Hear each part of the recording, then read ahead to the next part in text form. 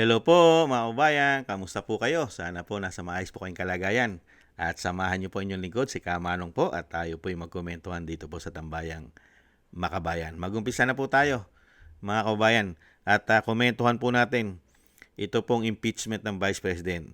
Dahil po ang prosecution ay talagang grabe po. Pati po ang pagiging mayor ng Vice President BP Sara nung siya po ay mayor ay gusto rin pong isama sa impeachment ang kanya pong mga aksyon o sinasabing mga confidential fund nung panahon na siya ay mayor sa Davao City para lang po maisama sa fishing expedition nito pong grupo ng mga magnanakaw, mga buhaya, di umano na pahirap po at nagpaparusa sa ating bansa. Kaya po tayo ngayon naghihirap at nilulubog sa baha dahil ninakaw po nila ang napakaraming ghost project ng flood control di umano. Ito po mga kababayan, buti na lang po ay lumagay po sa tama si Senator Escudero, mga kababayan. Buti na lang po kasi hindi naman po impeachable offense ang pagiging mayor.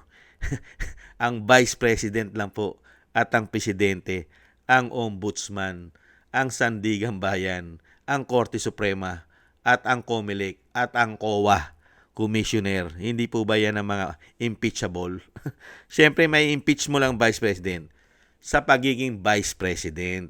Ang gusto kasi mangyari, pati ang ginawa ng vice president nung siya'y mayor, mga kababayan, ay gusto pong gawan ng issue at tamnan ng kasamaan.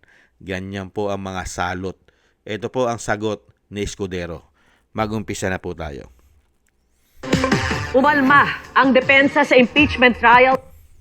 That is very much relevant to the prosecution's case, Your Honor, please. May I respond, Your Honor?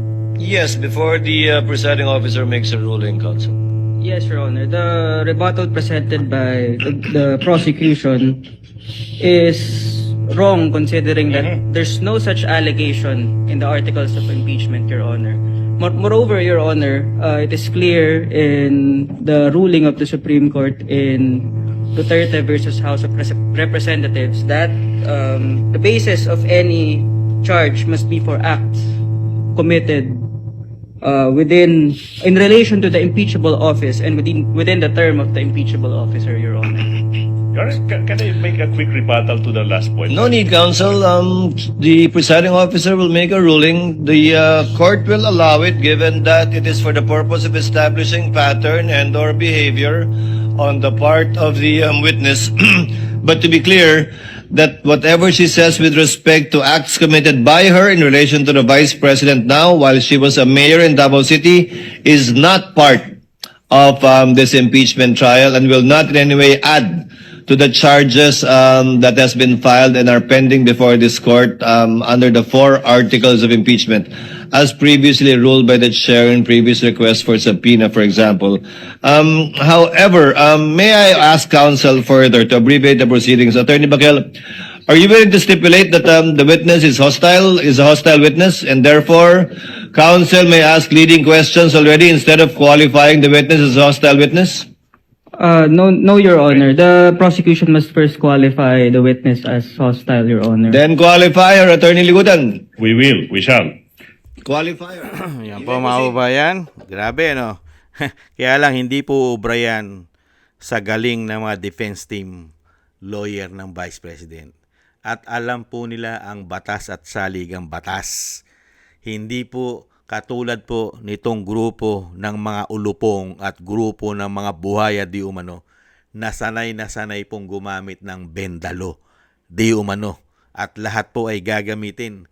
Pati AI generated, ginagamit na rin po para lang po mapabagsak at masira ang Vice President. Pati po ang mga photocopy. Photocopy, ginagamit na rin pong original para po masiraan ang Vice President. Kaya nga po mga kababayan, kaya yung ginagawa nila sa Vice President na fishing expedition, tingnan mo, paano mo hindi sasabihin fishing expedition? Pati yung pagiging mayor niya, gustong isama sa impeachment. Gustong isama at kalkalin. Samantalang ang Davao City ay safe. malaking porsyento po na safe sila. Ikumpara mo sa Metro Manila. Malaking porsyento na safe sila sa masasamang tao, lalong-lalo po sa mga makakaliwa, sa mga terorista. At malaking porsyento po rin po na safe sila sa mga pulburon, nagagamit ng pulburon. At mga pulburon lord, mga sindikato, mga randing and tandem. Safe po, malaking porsyento po na safe sila. Hindi po ba? Nakita niyo po ang galing at pamamalakad ng mga Duterte nung sila po ang mayor at hanggang ngayon po ay mayor pa rin po ang mga Duterte doon. Isa sa mga anak ay mayor at may congressman na mga Duterte. Congressman si Pulong. Congressman ang anak ni Pulong. Hindi po ba? Nakita niyo po, napakaganda ng Davao at maunlad po ang kanilang ekonomiya. Hindi po ba? Mas pinagkakatiwalaan pa nga ang Davao City ng mga foreigner para mamuhunan sa kanilang syudad o bayan. Pero sinisiraan nilang pilit dahil nga po, uulit-ulitin po natin, pagka po kasi naging presidente ang BP Sara, patay po silang lahat. Mabubuksan na po ang libro nila.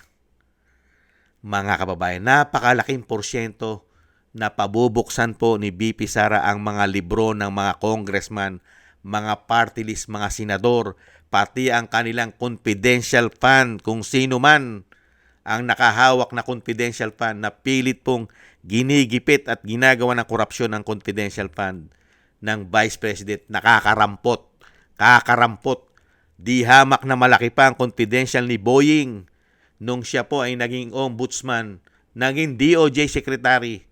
Si Boying, ayon po kay Erese, hindi bababa sa 1.5 billion ang confidential intel fund ni Boying nung siya ay DOJ secretary. Isa raw pong history yan. History ng ating bansa na merong DOJ secretary na nakahawak ng confidential intel fund na 1.5 billion. Dinaig pa ang Office of the Vice President na 125 million. Ini-impeach pa ngayon. Samantalang ang Office of the President na meron na po siyang hindi bababa at hindi hihigit sa 18.06 billion. 18.06 billion na confidential intel fund sa loob po ng 4 na taon. Di umano. Grabe, no? Kaya nga po mga kababayan, wala po kasing matibay na ebidensya ito pong prosecution. Wala po. Nagpi-fishing expedition lang po sila.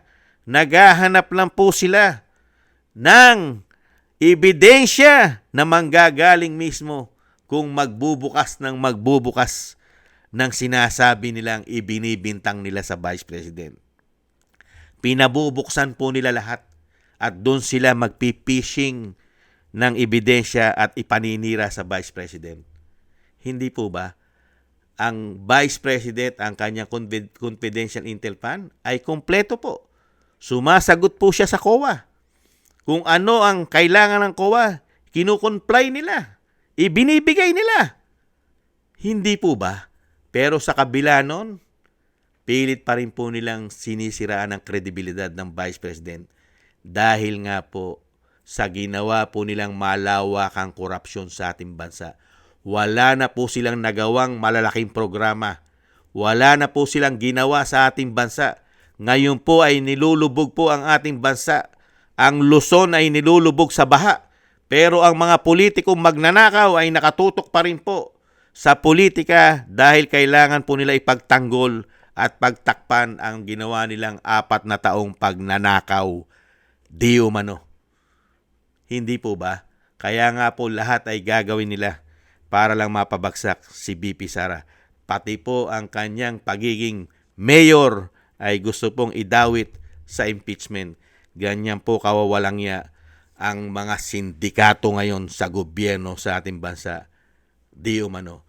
At tis-tis lang po tayo mga kabayan at ingat-ingat po kayo Vice President dahil sa totoo lang po real talk. Mas nanganganib po ang buhay ng Vice President.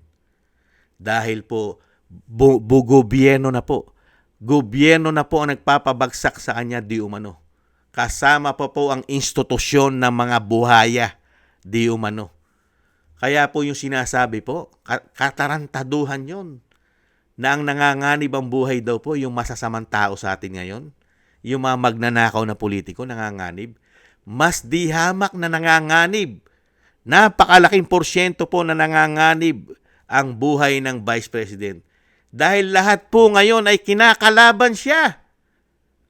Pinababagsak siya ngayon. Hindi po ba? Nag-iisa lang siya. Isang babae na Vice President. Ang kalaban niya at nagpapabagsak sa kanya at naninira sa kanya, halos buong gobyerno. Unbelievable. Ganyan po ka-powerful ang Vice President dahil alam nila at alam po natin ang tunay at kung sino po ang tunay, legit na mga magnanakaw, mandarambong at mga ulupong sa pera ng taong bayan. Hindi po ba? At isang dapukal po ang ginawa nilang kasalanan sa pamilya Duterte. Lalong-lalo po sa dating Pangulo na hindi man lang po binigyan ng respeto at paggalang at due process. Wala man lang pong due process na nakuha sa kanila ang dating Pangulo dahil kinidnap pa nila di umano at pinatapon. At nung malaman po natin, kasama rin pala sa payroll ayon sa mga Marine, ex-Marine.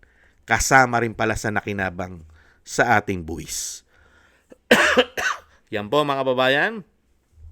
At nilinaw po at tayo naman po ay natutuwa at na nagpapasalamat kay Senator Escudero dahil po antimano po ay sinabi na po niya katotohanan na hindi pwedeng isama yan sa impeachment ang kung anuman ang aksyon o ginawa ni Vice President nung siya pa po ay mayor ng Davao.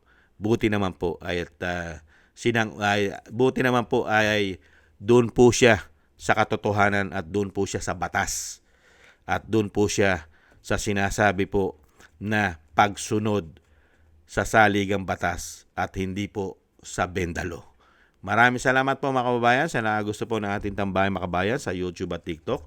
At ganoon din po sa inyong mga nagko-comment, like, share, at subscribe. At patuloy po nagsusubscribe. Shoutout po sa inyo lahat.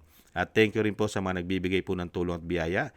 Thank you po kay Eric Hershio from Canada, Baby Roman, Ate Isa from Cagayan Valley, Ani Jo, kay Tatay Nick from Toronto, Canada, Jesus Valdepena, Rolando Guerrero, kay Felipe Shapno from Texas, USA, Mila Yi, Ma'am LB Shermani from North Miami, Florida, USA, Mika Ligaspi, Frank Zamora from California, USA, Romulo Di Binagracia from Bacolod City. Thank you po. Shoutout po sa inyo lahat. Ingat-ingat po kayo. Lalo-lalo po sa inyo po mga paggawa. Tis-tis lang po tayo at samahan po natin ng maraming dasal nang tayo po ay maingatan. God bless po sa inyo lahat. Paalam. Bye-bye.